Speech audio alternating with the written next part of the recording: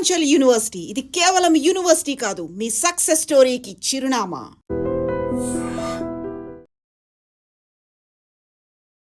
Hello అండి, నమస్తే. Good morning.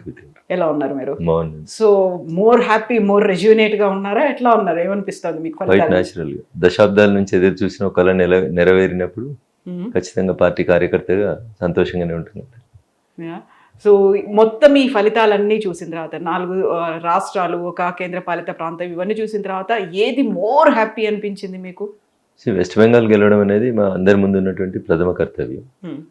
ఎందుకంటే శ్యామా ప్రసాద్ ముఖర్జీ గారి దగ్గర నుంచి మొదలుకుంటే అనేక మంది అక్కడ నుంచి భారతీయ సంస్కృతి కోసం కొట్లాడినటువంటి అనేక మంది పెద్దల కళ వెస్ట్ బెంగాల్ని కాపాడండి, వెస్ట్ బెంగాల్ భారతదేశంలో ఒక భాగంగా ఉండాలని. కానీ మారుతున్న కాల పరిమితులన్నీ ఎలా వచ్చినాయి, డెమోగ్రఫీ మార్చేందుకు వేరే వాళ్ళు ఎట్లా ప్రయత్నం చేసినారు మీరంతా చూసినారు. సో కాబట్టి వెస్ట్ బెంగాల్ అనేది ఒక ప్రత్యేకమైనటువంటి పరిస్థితిగా తీసుకొని గెలవాలనేటువంటి ఒక తపనతో పనిచేసింది. 100% విజయం సాధించింది. దాని వెనకాల అనేక మంది అమరులైనరు, కార్యకర్తలు అమరులైనరు, మామూలు గృహిణి, నిండు గర్భిణైన గృహిణి బీజేపీకి మద్దతు ఇస్తే మర్డర్ చేసిన సంఘటనలు చూసినాం. ఇట్లా అనేక హృదయ విదారకమైనటువంటి సంఘటనలు చూసినాం. ఒక మెడికల్ స్టూడెంట్ని కూడా రేప్ చేసి చంపేస్తే కూడా కనీసం ఎఫ్ఐఆర్ చేయడానికి ఇష్టపడిన ప్రభుత్వం దీది ప్రభుత్వం. సో ఇట్లాంటి గుండారాజుకి, ఇట్లాంటి అవినీతి, కుటుంబ పాలనకి ఒక చరమగీతం ఆడాలని చాలా స్పష్టంగా కాడర్ అనుకుంది కాబట్టి అక్కడ సక్సెస్ సాధించింది. అంత సక్సెస్, అలాంటి స్ట్రాటజీ చూసిన తర్వాత తమిళనాడులో డిసప్పాయింట్మెంట్ ఏమైనా అనిపించిందా మీకు? మా లక్ష్యం 1, 2, 3 అని పెట్టుకున్నప్పుడు ముందు ప్రథమ కర్తవ్యం ఏది, ద్వితీయ కర్తవ్యం ఏదని చూస్తాం. ఈరోజు మా ముందు ఉన్న ప్రథమ కర్తవ్యం వెస్ట్ బెంగాల్ గెలవడం. వెస్ట్ బెంగాల్ గెలవడంతో ఒక మెసేజ్ పంపాలనేటువంటి ఉద్దేశంతో పనిచేసాం. మాకు ప్రతి ఎన్నిక, పంచాయతీ ఎన్నిక దగ్గర నుంచి మొదలుకుంటే పార్లమెంట్ ఎన్నిక దాకా ప్రతి ఎన్నిక అంతే క్రూసియల్, అంతే ఇంపార్టెంట్గా తీసుకుంటాం. సో వెస్ట్ బెంగాల్ని గెలిచిన మీరు తమిళనాడుని ఎందుకు గెలవలేదనేది కాదు. తమిళనాడు గెలవడానికి ఇంకొంచెం సమయం పడుతుంది కావచ్చు, కష్టపడతా ఉంది క్యాటర్, అక్కడ ఖచ్చితంగా గెలుస్తాం. ఈ రోజు కాకపోతే రేపు తమిళనాడు కూడా మాదే. కాకపోతే గతంలో వచ్చినటువంటి అసెంబ్లీ స్థానాల కంటే కూడా ఈసారి తగ్గింది, పడిపోయాయి. అందులో ప్రధాన కారణం అన్నామలై ఒక బిగ్గెస్ట్ మిస్టేక్, ఒక బ్లండర్ అనే మాట అనలిస్టులు చెప్తున్నారు. సో మీడియా మిత్రులకి స్వతంత్రం ఉంది, ఏదైనా మాట్లాడతారు వాళ్ళు. Bharatiya Janata Party is a party with difference. మేము ఇండివిజువల్స్కి ఇంపార్టెన్స్ ఏమనేది మీకు తెలియాలి. భారతీయ జనతా పార్టీ మూల సిద్ధాంతమే మొదటి నుంచి చెప్తూ వచ్చారు, nation first, party next, individuals last. అంతేగాని దాని గురించి వ్యక్తుల పేర్లు తీసుకొని ఈయన ఉంటే గెలుస్తారు, ఆయన ఉంటే పోతారని మీకు అది అలవాటు. మీకు నచ్చితే ఆకాశానికి ఎత్తుతారు, నచ్చకపోతే ఎత్తేస్తారు. అంతకుమించి మీకేముంటుంది చెప్పు. మీకు లోపల జరిగేటువంటి పరిస్థితులు, లోపల ఉండేటువంటి విషయాలు మీకేం తెలుస్తాయి? మీకు ఏం తెలుసు అని ఏది పడితే చెప్పేస్తారు, మీకు నోటికి వచ్చింది చెప్తారు. స్టాలిన్ మళ్ళీ గెలుస్తాడని చెప్పారు, స్టాలిన్ మళ్ళీ గెలుస్తారని చెప్పారు మీ మీడియా వాళ్ళందరూ. స్టాలినే అదే ఎగ్జిట్ పోల్ చేసిన వాళ్ళు కూడా మీ మీడియా మిత్రులే కదా. మీకు ఏది నచ్చితే అది మీడియా నుంచి వచ్చిన వాళ్ళే ఉన్నారా? అందరు పోయినరు కదా, మరి అందరి లెక్కలు తప్పైనాయి కదా, కాలేదా? వెస్ట్ బెంగాల్లో ఏదో బోటాబోటీకి వస్తారు, నెక్ టు నెక్ వస్తారు, 1% తేడా, 2% తేడా, 3 సీట్లు తేడా, 2 సీట్లు తేడా అన్నారు. మీరు 2/3 గెలిచిన వాడు. విజయ్ గెలుస్తారని తమిళనాడులో ఏ జర్నలిస్ట్ చెప్పలే, ఏ సెఫాలజిస్ట్ చెప్పలే, ఏ సర్వే వాడు చెప్పలేదు. మీరు అనుకున్నారా విజయ్ వస్తాడని? సరే, నేను అక్కడ ఐ హావ్ నాట్ కాన్సన్ట్రేటెడ్ అని తమిళనాడు. మేము వేరే పనిలో ఉన్నాం కాబట్టి మేము దాన్ని చూడలేదు, నాకు తెలియదు దాని గురించి. అందుకనే మీ అంచనాలు ఎప్పుడూ కరెక్ట్ కావు, మీ లెక్కలు ఎప్పుడూ కరెక్ట్ ఉన్నాయి. మీకు నచ్చినట్టు మీరు చేసుకుంటారు. మీకు వెనకాల మనసులో ఒక ఇది ఉంటుంది, సిద్ధాంతం. అనలిస్టులు, సెఫాలజిస్టులు, జర్నలిస్టులు అందరు కూడా అదే చెప్తూనే ఉంటారు.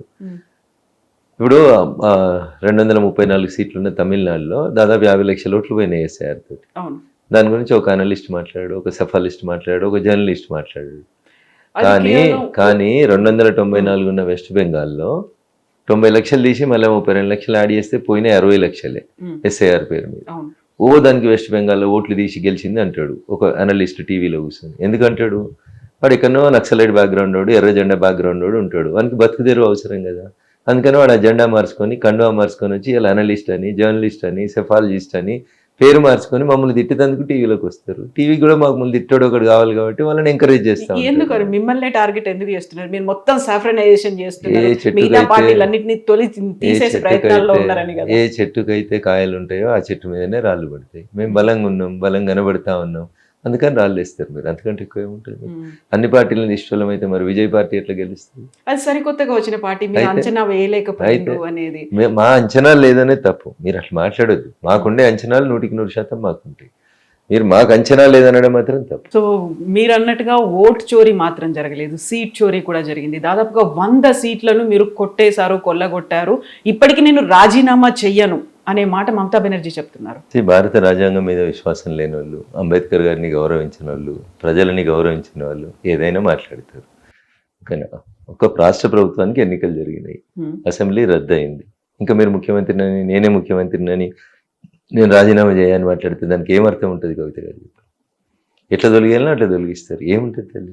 ప్రజలే నిన్ను వద్దని తొలగించినారు, 2/3 మెజారిటీ ఇచ్చినారు భారతీయ జనతా పార్టీకి. ఇంకా నువ్వు ఆ కుర్చీని పట్టుకొని వేలాడుతా అంటే భారత రాజ్యాంగము, సంస్థలు, చట్టాలు ఇవన్నీ చూస్తూ ఊరుకోలేవు కదా కవిత గారు. ఎవరి పని వాళ్ళు చేస్తూనే ఉంటారు. Don't worry. అయితే తన పోటీ అనేది బీజేపీతో కాదు, ఎలక్షన్ కమిషన్ తోనే అనేటువంటి మాట ముందు నుంచి చెప్పిండ్రు, ఇప్పుడు కూడా అదే చెప్తున్నారు. ఎలక్షన్ కమిషన్ ఆడలేక మధ్యలో ఓడింది అన్నట్టు మీకు చేతగాక ఒక ఆడబిడ్డను రేపు చేసి చంపితే ఎఫ్ఐఆర్ చేసి దోషులను అరెస్ట్ చేయడం చేతగా నువ్వు ఇయర్లో వచ్చి డెమోక్రసీ గురించి, ఎలక్షన్ కమిషన్ గురించి మాట్లాడితే ఎట్లుంటుంది? దయ్యాలు వేదాలు వాళ్ళు ఇచ్చినట్టు ఉంటుంది. ఏ సంఘటన జరిగింది? వెస్ట్ బెంగాల్లో జరిగిన అరాచకాలు ఏంటి? గూండాగర్ది ఎంత? జై శ్రీరామ్ అని అననీయవా? రాముడు నడయాడిన ఈ నేల మీద రాముని పేరు ఎత్తనీయవా? రాముని కంటే పెద్దదానివా? అట్లా అరిచి నీకంటే ముందు ఒక ఆయన ఢిల్లీలో అడ్రస్ లేకుండా పోయాడు. ఇప్పుడు నువ్వు పోయినావు. తమిళనాడులో అట్లే మాట్లాడిండు, కుర్రకుంక తెల్లదాడికి, దేవుళ్ళ గురించి, దేవాలయాల గురించి మాట్లాడిండు. అయ్యతో సహా 28 మంది మంత్రులకు అడ్రస్ లేకుండా పోయింది. సో అందుకని కర్మ.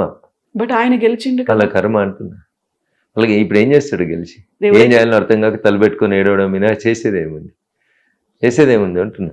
పాపం మీకు దాకిందా, మీ కుటుంబానికి దాకిందా అని తాకుతుంది కదా. కర్మ రిటర్న్స్ అనేది అందుకనే చెప్తారు.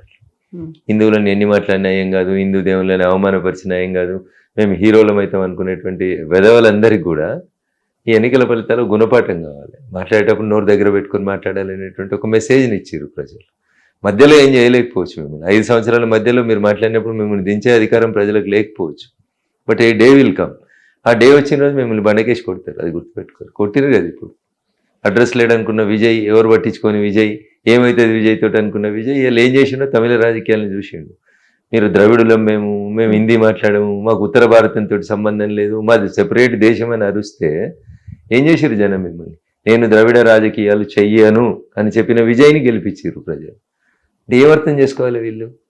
పార్లమెంట్లో 131వ రాజ్యాంగ సవరణ తీసుకొస్తే నల్లబట్టలు వేసుకొని నానా యాగి చేసి నల్ల చట్టాలు అని చెప్పారు, తగలబెట్టారు. ఏమవుతుంది వాళ్ళతో? అల్టిమేట్గా 5 సంవత్సరాలకు జనం ముందుకు రావాల్సిందే కదా.